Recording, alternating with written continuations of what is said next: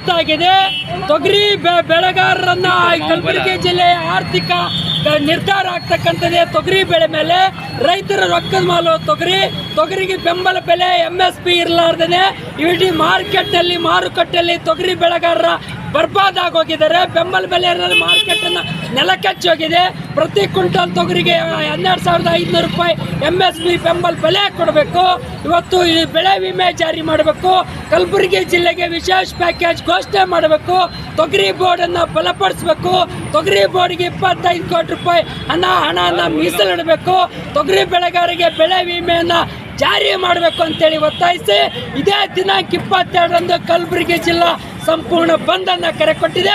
ಇವತ್ತು ತೊಗರಿ ಜಿಲ್ಲಾಧಿಕಾರಿಗಳ ಕಚೇರಿ ಮುಂದುಗಡೆ ಪ್ರತಿಭಟನೆ ನಡೆಸಿ ರಾಷ್ಟ್ರಪತಿಗಳಿಗೆ, ಪ್ರಧಾನ ಮಂತ್ರಿಗಳಿಗೆ, ಮುಖ್ಯಮಂತ್ರಿಗಳಿಗೆ, ಜಂಟಿ ರೈತ ಸಂಘಟನೆಗಳು, ಕಾರ್ಮಿಕ ಸಂಘಟನೆಗಳನ್ನ ಇವತ್ತು ಒತ್ತಾಯನ ಮಾಡ್ತಾ ಇದೀವಿ ಅಂತಕ್ಕಂಥ ಮಾತನ್ನ ಹೇಳಕ್ಕೆ ಬಯಸ್ತದೆ.